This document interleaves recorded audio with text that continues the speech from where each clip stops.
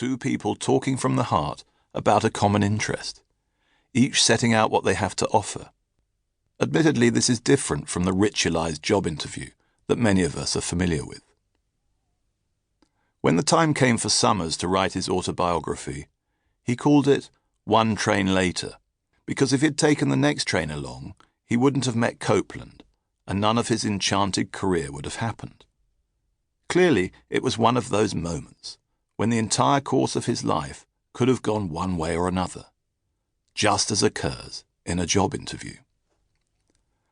Maybe you feel that Summers didn't interview for his job, that he succeeded by having a skill, in his case playing the guitar, and by honing that skill with hours of practice every day. You'd be right, but skills are never the full picture.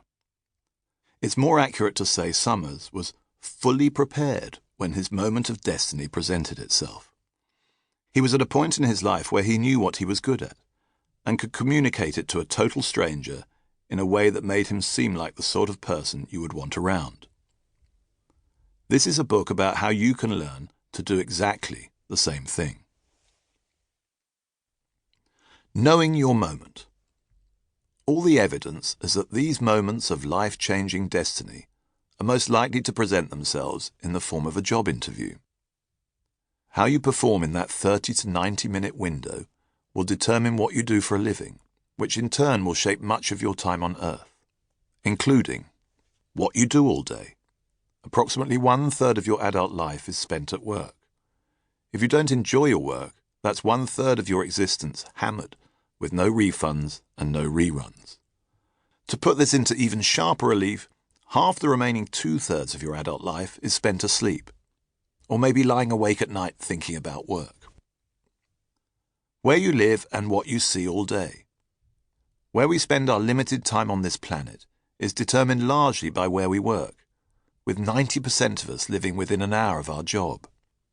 Your job interview is going to determine what you see out of the window all day, be it a city skyline or sunrise over the Pacific at 35,000 feet. Your income. When a really good PA can earn more than a junior pilot, who cares about sunrises? Your life partner. If you go to nightclubs hoping to find that special someone, statistically you'll have more luck working behind the bar than on the dance floor. 19% of us meet our spouses at work. It's the most common place for love to start, by far. And should you get lucky with a colleague, you can rejoice in the fact that divorce rates are lower than average among couples who meet at work, probably because they have a common interest. When you'll die. There's a good reason your life assurance company asks you what you do for a living. It's a proven fact that whether you're a personal trainer or someone who sits down in an office all day, your health is subject to the physical impact of your job. Your social status. You are what you do. Of all the professions, it seems doctors and nurses get most of our admiration and trust. Politicians and bankers, not so much. Your personal happiness. Job satisfaction is, of course, hugely important. Interestingly, more than one study has shown that if you want to be happily employed, you should pick up some scissors and learn to cut hair.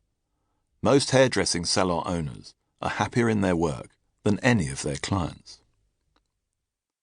So that's your time, your money, your love life, your horizon, your health, your social status, and your happiness, all determined in part at a job interview. If life really does boil down to a few decisive moments, the interview is surely one of them. Like it or not, people who are good at interviews tend to be good at life. With so much resting on the outcome, it's no wonder interviewees get nervous.